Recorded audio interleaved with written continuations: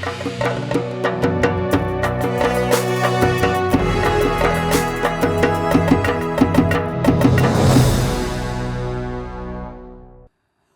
जिले में चल रहे किसान आंदोलन का दायरा बढ़ता जा रहा है। आज मोरबी में एक साथ सैकड़ों किसान रैली निकालकर कलेक्टर दफ्तर पहुंचे, अपनी मांगों को लेकर ज्ञापन सौंपा। किसानों ने चेतावनी दी कि अगर सरकार ने जल्द मांगे नहीं मानी तो आने वाले दिनों में आंदोलन और तेज होगा।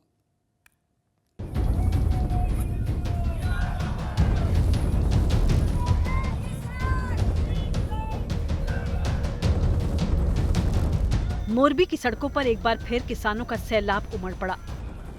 हाथों में पोस्टर लेकर प्रदर्शनकारी किसानों ने जिला कलेक्टर के दफ्तर की तरफ कूच किया।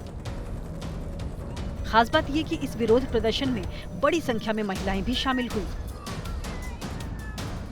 किसानों का यह आक्रोश निजी बिजली कंपनी द्वारा लगाई जा रही ट्रांसमिशन लाइन के खिलाफ है। ये लाइन कच्छ के खावड़ा पूलिंग स्टेशन से मोरबी के हलवत तक करीब 246 किलोमीटर लंबी होगी। किसानों का आरोप है कि उनकी सहमति के बगैर खेतों में बिजली के खंभे और टावर लगाए जा रहे हैं। इसके बदले किसानों को दिए जाने वाले मुआवजे की पेशकश मौजूदा जमीन की कीमत से भी बहुत कम है। किसानों का यह आंदोलन 9 जून से जारी है। कुछ दिन पहले गुजरात सरकार ने एक सर्कुलर जारी कर किसानों को मुआवजा देने का निर्देश जारी किया था, मगर किसानों ने सरकार के सर्कुलर को खारिज कर दिया। अब किसानों ने कुछ नए सुधार के साथ नया सर्कुलर जारी करने के लिए जिला कलेक्टर को ज्ञापन सौंपा है। हम पद यात्रा लेके महेंद्रनगर चौकड़ी से कलेक्टर श्री की कचहरी तक हम आए हैं आवेदन पत्र देने के लिए, और उसके साथ हमारे जो किसानों की डिमांड है, जो परिपत्र आया उसमें क्या क्या चेंजेस है, उसमें हमारी जो डिमांड क्या प्लस करना है, वो सब गुजरात के सारे जिले के किसान आए थे जेतपुर में। उसने जो सूचन दिए थे वो सब सूचन लेके एक जो हमारी डिमांड है वो हमने ड्राफ्ट करवाई है, वो भी दिया है इधर कलेक्टर साहब को। और 365 गांव कल रात 8 बजे तक लेटर पैड आए थे। जो ये परिपत्र नया 4/7/2026 को आया वो अमान्य है। हाईटेंशन ट्रांसमिशन लाइन और टावर्स के खिलाफ किसानों का विरोध गुजरात के कई क्षेत्रों में देखने को मिला, लेकिन मोरबी जिले में किसानों का आंदोलन लगातार चल रहा है। यहाँ के किसानों का कहना है कि इस प्रोजेक्ट से सबसे ज्यादा प्रभावित वही हुए हैं। उनकी चिंता ये है कि टावर और हाईटेंशन लाइंस लगने के बाद खेती करना मुश्किल हो जाएगा और उनकी जमीनों की कीमत भी कम हो जाएगी। हालांकि सरकार ने अब तक प्रदर्शनकारियों से सीधे तौर पर औपचारिक बातचीत शुरू नहीं की है, लेकिन सत्तारूढ़ बीजेपी ये संदेश भी नहीं देना चाहती कि वो किसानों के विरोध में है। कुछ किसान मित्र जो है वो हमारे ऑफिस में आए थे और उन्होंने इस बारे में आवेदन दिया है कि इन मांगों में कुछ और मांगे वे जोड़ना चाहते हैं, और जो कॉम्पनसेशन है उसके बारे में भी उनकी काफ़ी अलग अलग मांगे हैं। इस बारे में मैं ये भी आपके माध्यम से कहना चाहता हूँ कि ज़िले के जितने भी किसान मित्र हैं उन सभी से मेरा आग्रह है कि मार्केट रेट कमेटी की रचना ऑलरेडी हो गई है, जिसके बेसिस पे हम बहुत ही शीघ्र मीटिंग भी करने वाले हैं। इसमें सरकार के वैल्यूअर और कंपनी के जो वैल्यूअर्स हैं उनका भी चयन हो गया है, और हम जो किसान के प्रतिनिधि हैं उनका भी चयन बहुत ही जल्द पूरा करने वाले हैं। पाटीदार बहुल मोरबी जिला इस आंदोलन का केंद्र है और गुजरात की राजनीति में हमेशा से अहम भूमिका निभाता रहा है। फिलहाल तो किसानों के तेवर बता रहे हैं कि वो अपनी मांगों से पीछे हटने को तैयार नहीं हैं। मोरबी से राजेश अंबालिया के साथ आज तक ब्यूरो। गुजरात के कई जिलों में किसानों के सामने एक बड़ा संकट खड़ा हो गया। जुलाई से सितंबर तक का सीज़न किसानों के लिए काफ़ी महत्वपूर्ण होता है। कई फसलें बोई जाती हैं, लेकिन इस बार ख़राब मॉनसून कम बारिश के कारण परेशानी बढ़ गई। किसान फसलों की बुआई नहीं कर पा रहे। गुजरात में सबसे बुरा हाल बनासकांठा और कच्छ ज़िलों के किसानों का है, जहाँ खेती मॉनसून पर निर्भर करती है।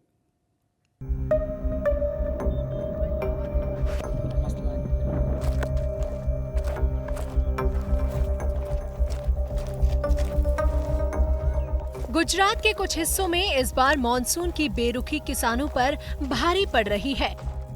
बनासकांठा जिले में इस बार पर्याप्त बारिश नहीं हुई, ऐसे में खेत सूखने लगे हैं और खरीफ फसलों की बुआई संकट में पड़ गई है।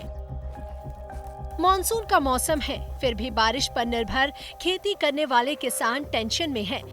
फसलों की बुआई का समय निकलता जा रहा है और मॉनसूनी बादलों का कुछ अता पता नहीं।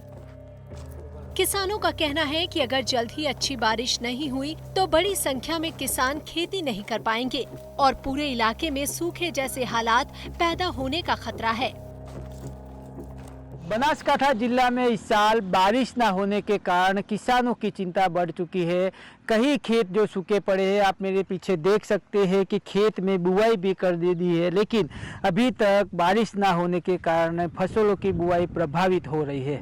मानसून का मौसम चल रहा है, लेकिन अब तक पर्याप्त बारिश न होने से बारिश पर निर्भरित खेती संकट में आ चुकी है।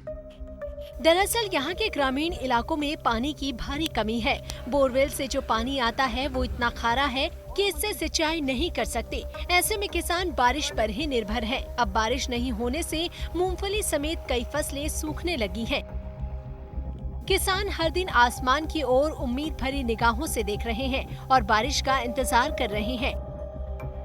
बनासकांठा जिले में करीब 8% बारिश दर्ज की गई है। जिले के कई इलाकों में तो अब तक बारिश हुई ही नहीं। यहाँ जुलाई महीना में बारिश होती है, लेकिन अभी तक बारिश का एक टिंपा भी आया नहीं है। ठीक है, पानी का तल 700 फुट नीचे गया है, लेकिन पानी की बहुत समस्या है। खेडूत इतना परेशान है किसान कि बारिश बिना क्या बोएंगे। बारिश भी तो है नहीं, बीज का भाव बहुत बड़ा है, बोएंगे तो नुकसान होगा हमारा। पानी 700 फुट नीचे है, लेकिन पानी खारा आता है थोड़ा, तो पानी पीने के लिए भी अच्छा नहीं है। कच्छ जिले में भी कुछ ऐसे ही हालात हैं। कच्छ में अब तक बारिश नहीं होने से किसानों की चिंता बढ़ गई है। खेतों में खड़ी फसलों को पानी की जरूरत है, लेकिन बारिश न होने से मिट्टी में नमी कम हो रही है और फसलों के सूखने का खतरा मंडरा रहा है। और हम इधर ज़्यादातर फ्रूट और वेजिटेबल की खेती कर रहे हैं, लेकिन इस साल बारिश की वजह से बहुत सी नुकसानी आई है। इस साल अगर बारिश टाइम पर नहीं हुई तो जो भी है, जो खेत में जो पैदावार है वो उसमें काफ़ी कटौती आएगी। बारिश पूरे कच्छ में नहीं हुई है, इसकी वजह से खेडूत की हालत बहुत खराब हो रखी है। जो बारिश टाइम पे अभी नहीं आएगी तो उत्पादन में कमी आएगी और खेती में खाद और रासायनिक खातर का दाम बढ़ रहे हैं। सवाल ये है कि बरसता मॉनसून अचानक कहां चला गया। ये अल नीनो का असर है या फिर से सूखा पड़ने वाला है। फिलहाल तो किसान बारिश की उम्मीद लगाए बैठे हैं ताकि उनकी मेहनत और लाखों रुपए का निवेश बच सके। बनासकांठा से प्रवेश कुमार पडियार और कच्छ से कौशिक कांठेजा के साथ आज तक ब्यूरो। गुजरात में चांदीपुर वायरस फैलने की रफ्तार बढ़ रही है। बनासकांठा के बाद अब पंचमहाल जिले में संदिग्ध वायरस से बच्चों की लगातार मौत हो रही है, जिससे स्वास्थ्य विभाग में हड़कंप मच गया। वायरस के संक्रमण को रोकने के लिए ग्रामीण इलाकों में युद्ध स्तर पर जांच और दवा का छिड़काव किया जा रहा है। जिले में अब तक चांदीपुरा वायरस के 13 संदिग्ध मरीज मिल चुके हैं। ग्रामीण इलाकों में बच्चों में अचानक बुखार, उल्टी, दस्त जैसे लक्षण दिखाई देते हैं और देखते ही देखते बच्चा गंभीर बीमारी का शिकार होकर दम तोड़ देता है।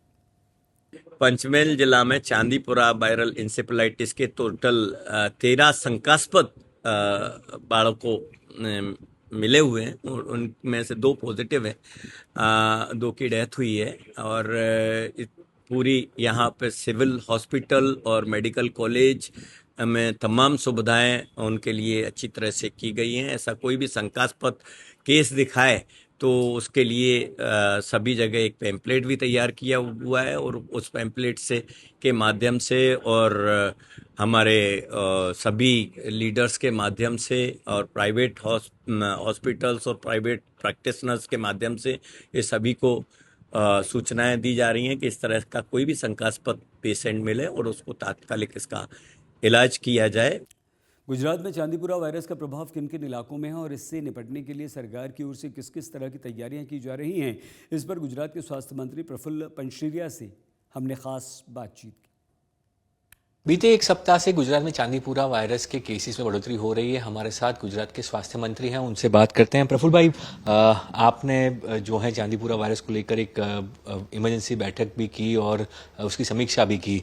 अगर ताज़ा स्थिति की बात करें तो गुजरात में चांदीपुरा वायरस को लेकर क्या स्थिति है, कितनी गंभीरता के साथ सरकार इसको ले रही है और कितनी मौतें हुई हैं सही में चांदीपुरा वायरस से? पहला 2 गोधरा में से जो पेशेंट मिले थे उसको बड़ौदा के अस्पताल में दाखिल किया था। बाद में उसका मृत्यु हो गया। टेस्ट में मालूम पड़ा कि उसको चांदीपुरा वायरस है। बाद में पूरा आरोग्य विभाग ने गुजरात के सभी तहसील और डिस्ट्रिक्ट में जांच करवाई, कीटनाशक दवा का छिड़काव किया और जहां से पेशेंट मिले वहीं सभी जगह पर हमने इमरजेंसी में दवा का छिड़काव किया है। आज गुजरात में टोटल 32 पेशेंट का हमने चांदीपुरा वायरस का टेस्ट करवाया है, जिसमें 9 टेस्ट बाकी है। 32 में 7 पेशेंट को ही चांदीपुरा पाया गया है। इसमें 3 पेशेंट का करुण देहांत हुआ है और 4 पेशेंट अभी अस्पताल में वेंटिलेटर पर अस्पताल में सारवार दी गई है। हमेशा देखा गया है कि पिछले कुछ सालों से जब भी बारिश होती है तो पहली बारिश के बाद या उसके आसपास के समय में गुजरात के ग्रामीण इलाकों से ऐसी खबरें आती हैं चांदीपुरा वायरस की। तो क्या सरकार इसका कोई जो है वो ऐसा समाधान ढूंढ रही है कि जिससे ये मामले सामने ना आए? क्यों हम इसको नहीं रोक पा रहे? गुजरात तो हर चीज़ में आगे है, हर जगहों पे आगे रहता है, तो इन चीज़ में हम कहाँ पे पिछड़ रहे हैं? टोटल 2024 में टोटल 61 प्लेस पर ये चांदीपुरा वायरस की जो वाहक कीटक है सैंड फ्लाई वो मिली थी। वहाँ हमने सभी कीटनाशक दवा छांटकर उसका नाश किया था। थे गुजरात के स्वास्थ्य मंत्री प्रफुल्ल पानसेरिया, जिन्होंने साफ तौर पर कहा कि सरकार ने सभी एहतियातन कदम उठाए हैं और कहीं पर भी ये मामले जो हैं बढ़े नहीं, उसका पूरा ध्यान रखा जा रहा है। जैसे ही कोई भी केस जिस संदिग्ध लग रहा है तुरंत उसका इलाज किया जा रहा है और बच्चों को प्राथमिकता के साथ इलाज दिया जा रहा है। और जो अभी तक मामले आए हैं उसमें ज़्यादातर मामले नेगेटिव पाए गए हैं और 3 बच्चों की मौत हुई है और पूरी तरह से स्वास्थ्य विभाग इस पर काम कर रहा है। गांधी से कैमरामैन जीवन व्यास के साथ ब्रिजेश दोषी, आज तक। सूरत जिला कोर्ट को एक बार फिर से बॉम्ब से उड़ाने की धमकी मिली। ये धमकी शाम करीब 6:15 बजे ईमेल के द्वारा मिली, जिसके बाद सूरत पुलिस का काफिला बम स्क्वाड और डॉग स्क्वाड के साथ मौके पर पहुंचा। पूरे कोर्ट परिसर में बारीकी से जांच पड़ताल की गई। हालांकि जांच के दौरान कुछ भी संदिग्ध नहीं मिला। ये ईमेल कहां से आया, इसकी जांच शुरू कर दी गई। आज शाम को 6:15 पे सूरत डिस्ट्रिक्ट कोर्ट को एक ईमेल एड्रेस पे मेल आया था और उसमें लिखा था कि सूरत कोर्ट को 5000 केजी RDX बॉम्ब, कोर्ट में 5000 केजी RDX बॉम्ब, ऐसा सिर्फ एक मैसेज आया था मेल के थ्रू। और इस आधार पे BDDS की 2 टीम, SOG की टीम और उमरा थाने की टीम ने मिलकर पूरी कोर्ट संकुल को चेक किया है और कुछ भी शंकास्पद चीज वस्तु नहीं मिली है। सूरत से एक हैरान कर देने वाली घटना सामने आई। शहर के उन्नाड़ इलाके में एक व्यक्ति ने अपनी अलग रह रही पत्नी पर बीच सड़क हमला कर दिया। आरोप है कि उसने पहले कार से महिला का रास्ता रोका, उसके बाद दोनों के बीच कहासुनी हुई। फिर आरोपी ने अपनी पत्नी के साथ मारपीट शुरू कर दी। लोगों ने बीच बचाव का प्रयास किया, लेकिन महिला के साथ काफ़ी देर तक पति मारपीट करता रहा। अफरा तफरी मच गई, ट्रैफिक जाम हो गया। ड्यूटी पर तैनात पुलिस ट्रैफिक ने एक महिला पुलिसकर्मी के साथ बीच बचाव किया। अयोध्या के श्री राम मंदिर में चढ़ावा चोरी की खबरों के बीच गुजरात की सबसे बड़ी शक्तिपीठ अंबाजी मंदिर के भंडार रूम में चोरी का एक CCTV फुटेज आया। इस फुटेज में एक आउटसोर्सिंग कर्मचारी नोटों का बंडल अपने पैरों के नीचे छिपाता है।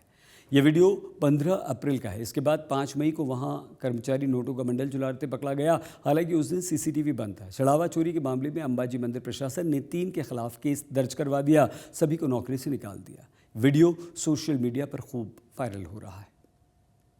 मई महीने में जो घटना घटी थी उसके बाद तुरंत हमने एक SOP भी मंदिर ट्रस्ट ने बनाई है और भंडार काउंट करने के लिए जो आते जाते जो कर्मचारी है उनका सघन सिक्योरिटी चेकिंग SRP के जवानों द्वारा किया जाता है। और पूरा जो भंडार गणतरी का जो है उसका लाइव टेलीकास्ट LED स्क्रीन पे मंदिर पे भी होता है, तो बाहर के लोग भी बड़ी LED पे देख सकते हैं। राम मंदिर में चंदा चढ़ावा चोरी का जो विवाद है वो अभी शांत नहीं हुआ। वैसे में गुजरात के पवित्र शक्तिपीठ और यात्राधाम अंबाजी मंदिर का भी एक वीडियो सोशल मीडिया में वायरल हुआ। हालांकि जब मंदिर प्रशासन से बात की गई तब कहा गया कि ये वीडियो जो है अप्रैल महीने का है, पुराना वीडियो है। उसके बाद प्रशासन ने तुरंत उस पर एक्शन लिया था और 5 मई को जो है पुलिस में शिकायत भी दर्ज करवाई थी और मंदिर के 3 कर्मचारी जिसमें चिराग ठाकुर जो है वो 500 की नोटों का बंडल जो है वो अपनी जेब में रखता हुआ पाया गया था। उसके ऊपर ये शिकायत दर्ज करवाई गई थी। चिराग ठाकुर और निकुंज पटेल के साथ कुल मिलाकर 3 कर्मचारियों के खिलाफ मंदिर प्रशासन ने एफआईआर भी दर्ज करवाई थी और उन तीनों की गिरफ्तारी भी हुई थी। साथ ही तीनों कर्मचारियों को नौकरी से बेदखल कर दिया गया था। उसके बाद प्रशासन ने दावा किया है कि हमने जो सीसीटीवी नेटवर्क है उसको पूरा पुख्ता किया और एक नई एसओपी बनाई है जिसमें 20 कैमरों की निगरानी के तहत ये पूरा जो चढ़ावा है उसकी गिनती की जाएगी और उसमें कोई भी बंदा जो है वो उसकी चोरी न कर पाए, इसलिए 6 महीने का सीसीटीवी फुटेज भी जो है रखा जाएगा ताकि फिर से ऐसी कोई घटना न बने। पर फिलहाल इस वीडियो ने सोशल मीडिया में वायरल होने के बाद फिर से एक बार चर्चा जगाई है कि हमारे मंदिरों में जो दान आता है या चढ़ावा आता है उसकी जो है वो कितना सुरक्षित है और ये कर्मचारियों के खिलाफ एक्शन से क्या मामला सुलझ जाता है। अहमदाबाद में भगवान जगन्नाथ की रथ यात्रा की तैयारियां पूरी हो चुकी हैं। अब सुरक्षा व्यवस्था की तैयारियों को परखा जा रहा है। चप्पे चप्पे पर निगरानी के लिए सीसीटीवी, ड्रोन कैमरों की मदद की जा रही है। रथ यात्रा के दौरान किसी भी तरह की गड़बड़ी न हो इसके लिए पूरी सतर्कता बरती जा रही है। इस कड़ी में तैयारियों का निरीक्षण करने के लिए आज एक ग्रैंड मॉक ड्रिल का आयोजन किया गया।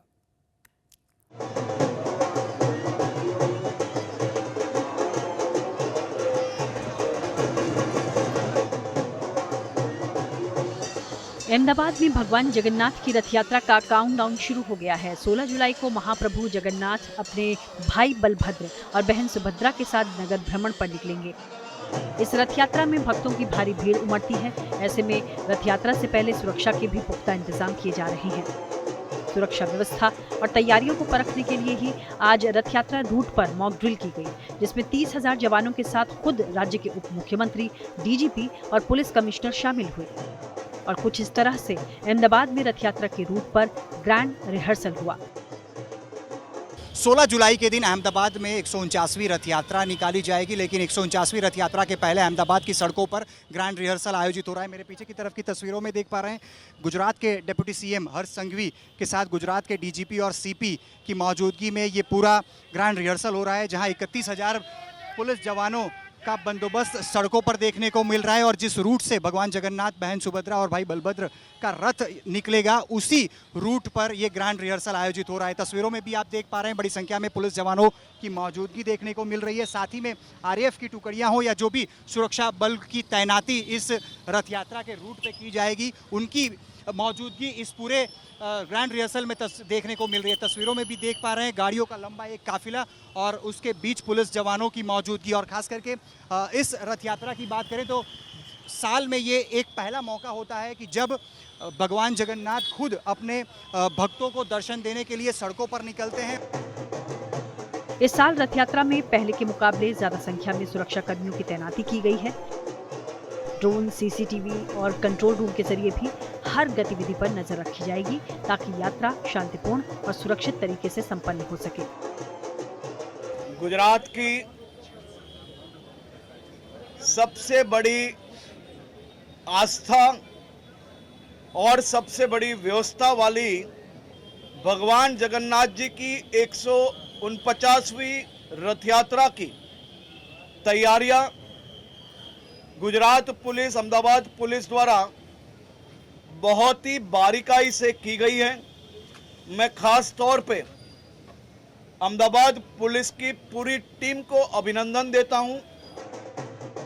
भगवान जगन्नाथ की रथ यात्रा सिर्फ एक बड़ा धार्मिक आयोजन भर नहीं है, बल्कि तमाम जगन्नाथ भक्तों के लिए एक बड़ा उत्सव है। ऐसे में सुरक्षा के बंदोबस्त भी बेहद पुख्ता हो रहे हैं। अब इंतजार उस ऐतिहासिक क्षण का है जब भव्य रथों पर सवार होकर भगवान जगन्नाथ, बलभद्र और माता सुभद्रा के साथ भक्तों के बीच निकलेंगे और एक बार फिर आस्था, एकता और सनातन परंपरा की अद्भुत झलक देखने को मिलेगी। अहमदाबाद से अतुल तिवारी के साथ आज तक ब्यूरो। और अब हम आपको एक ऐसी तस्वीर दिखाते हैं जिसे देखकर आप हैरत में पड़ जाएंगे। तस्वीर गुजरात के गिर सोमनाथ की है। जालवाल तलाला रोड पर 11 शेरों का एक झुंड बीच सड़क पर चहलकदमी करते दिखा। शेरों के पूरे कुनबे को सड़क के बीचों बीच बेखौफ घूमते देख कुछ देर के लिए ट्रैफिक थम गया। सड़क से गुजर रहे लोगों ने गाड़ियां रोक दी। अनोखे दृश्य को करीब से देखा।